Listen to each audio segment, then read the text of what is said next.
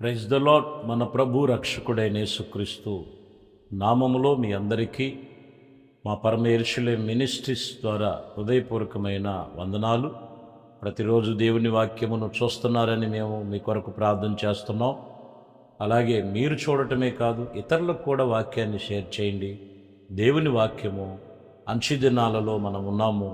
దేవుని కొరకు మనము సిద్ధ మనసు గలవారమై ఉండాలి. మంచిది. దేవుని పూట పరిశుద్ధ గ్రంథము దీనవృద్ధాంతముల గ్రంథములో 2వ దీనవృద్ధాంతములు 19వ అధ్యాయంలో 10వ వచనాన్ని ఈ పూట మనము కొన్ని విషయాలు మనము దేవుని వాక్యాన్ని పంచుకుందాం. దీనవృద్ధాంతముల గ్రంథమును మనము 2వ దీనవృద్ధాంతములు 19:10 చదువుతున్నాం.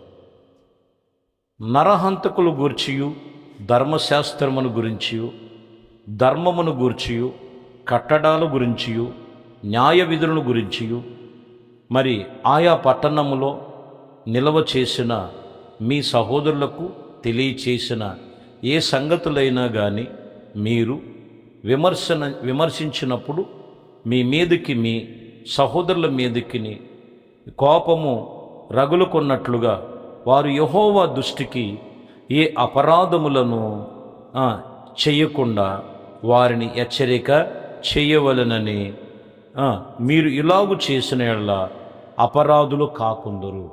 ఈ వాక్యములో ధర్మశాస్త్ర విషయములో కానీ, ధర్మం విషయములో కానీ, కట్టడాల విషయములో కానీ, దేవుని వాక్యమును అనుసరించే విషయములో కానీ, దేవుని వెంబడించే విషయములో కానీ మీరు అపరాధులు కాకూడదు. ఈ వాక్యము చెబుతున్న సత్యం. యెహోవా దృష్టికి అపరాధములుగా ఎంచకుండానట్లు హెచ్చరిక చేస్తున్నాడు. దేనికోసమండి ఈ హెచ్చరికలు? దేవుడి వాక్యాన్ని మీరు అపరాధులు కాకూడదు. దేవుని ఎదుట నిరపరాధులుగా ఉండాలి. దేవుని సన్నిధికి వచ్చి కొంతమంది అపరాధములు, ఏదో ఒక విషయములు, వాక్యములో తప్పిపోవటం, ప్రార్థనలో తప్పిపోవటం, సంఘములో తప్పిపోవటం, లేకపోతే లోపల కొన్ని విషయాల్లో శరీర సంబంధమైన బలహీనతల్లో తప్పిపోవటం, ఇటువంటి విషయములో మీరు అపరాధులు కాకుండానట్లు మీరు దేవుని చేత ఈ పూట ఇలాగున దేవుడు హెచ్చరిక చేయుచున్నాడు. ఎందుకంటే యెహెజ్కేలు గ్రంథములో 3వ అధ్యాయంలో 18వ వచనం ఉంటుంది.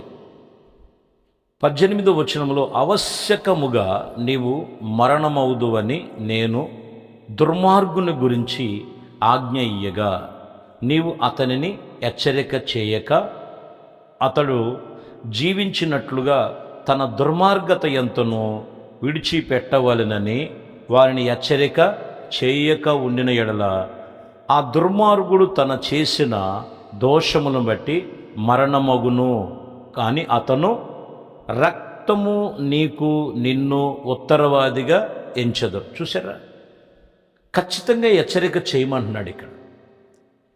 దుర్మార్గుడు దుర్మార్గతను దుష్టత్వమును మానటానికి దేవుని వాక్యము హెచ్చరిక చేయమంటున్నాడు.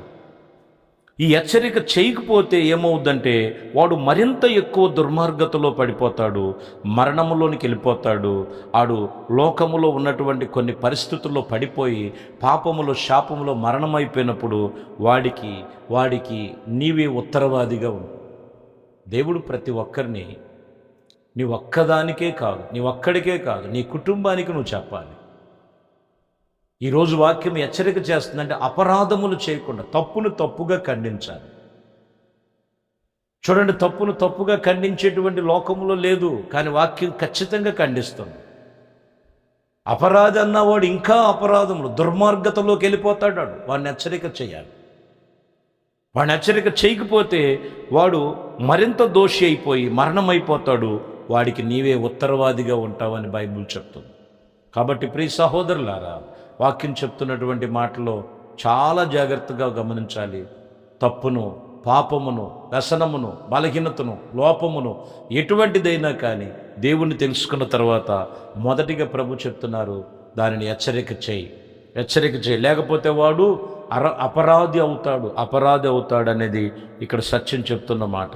ఎందుకంటే చూడండి, మనం గమనించినట్లయితే వాక్యం చెప్తున్నటువంటి విషయములో యేసు ప్రభువారు ప్రతి విషయములో లేఖనములు తెలియజేసినటువంటి రీతిని బట్టి ఏమని ఉన్నదంట మనకు తెలియజేస్తున్నటువంటి మాటలు.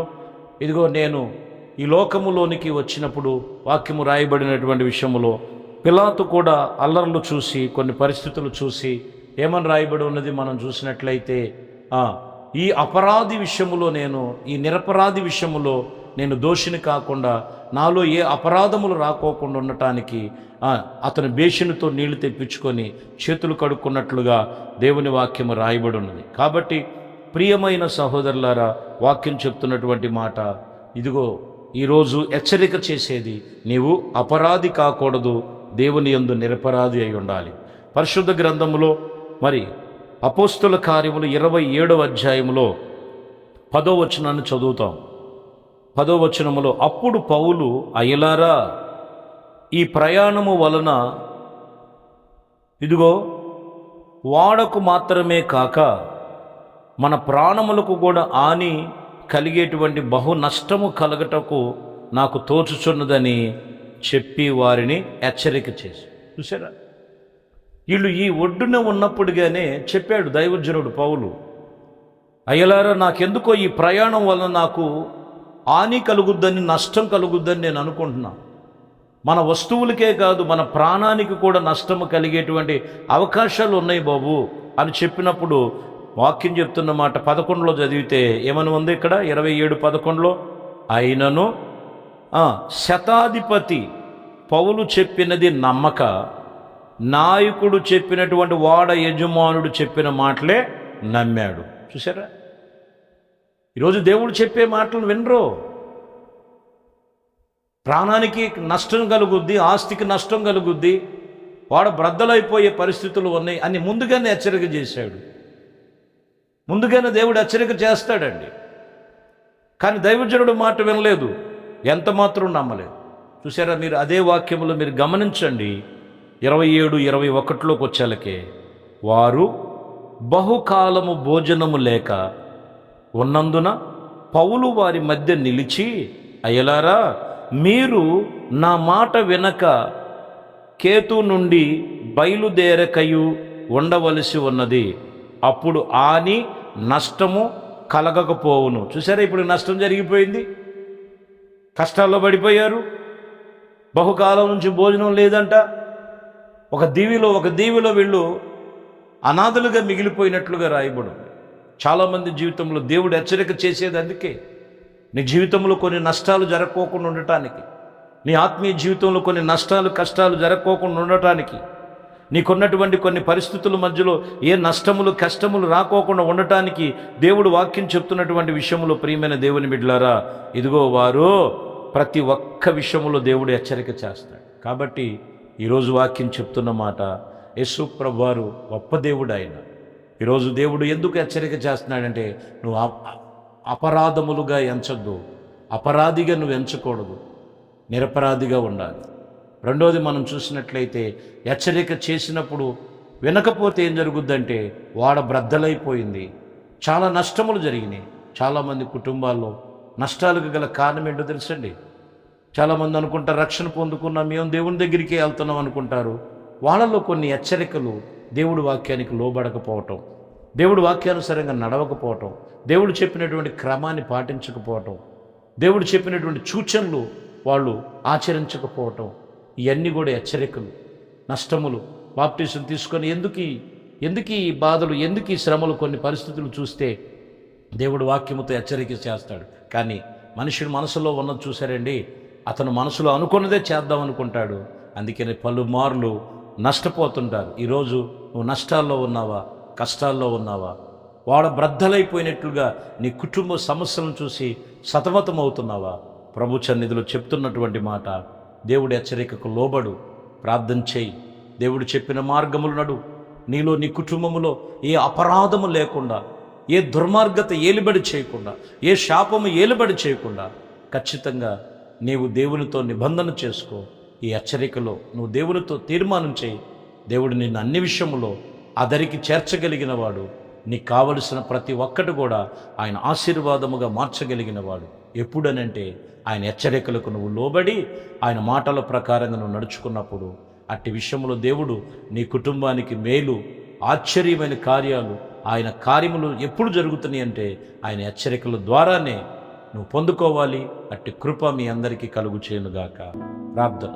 మహాపరిశుద్ధుడా, ప్రేమ స్వరూపి, దయగలిగిన మా ప్రభువా, మీ శ్రేష్టమైన పరిశుద్ధ నామమును బట్టి మీకు వందనాలు. ఈ ఉదయకాలము నాయన అయా మరి అపరాధులు కాకుండా నిరపరాధులుగా ఉండటానికి హెచ్చరిక చేస్తున్నాం. ఎక్కడ అయా మరి నీతి తప్పి, యథార్థతను తప్పి, ధర్మశాస్త్రమును, ధర్మ విధులను, దేవుని వాక్యమును, దేవుని కట్టడాలను, పాత నిబంధనలు చెప్పినట్లుగా ఇదిగోనైనా మీ కృపలో అయా ఏ విషయములో, సంఘములో, సహవాసములో, ప్రార్థనలో, ఆత్మీయతలో తప్పిపోకుండా మీలో జాగ్రత్తగా నడుచుకున్నట్టే అక్కడ మేలు ఉంది. అజాగ్రత్త కలిగి ఉంటే అక్కడ కీడు, దుర్మార్గత, నష్టం ఉన్నదని బైబిల్ చెప్తుంది. అటు విషయంలో ఎటువంటి నష్టాల్లో ఉన్నా ఆ నష్టమును, కష్టము నుంచి కడతేర్చి మీ సన్నిధిలో గొప్ప సాక్షులుగా నిలవబెట్టమని యేసు క్రీస్తు పరిశుద్ధ నామములో ప్రార్థించి వేడుకొనుచున్నాము తండ్రి. ఆమేన్. ప్రభు మిమ్మల్ని దీవించి ఆశీర్వదించునుగాక. ఆమేన్. దేవునితో వచ్చిన పరిశుద్ధ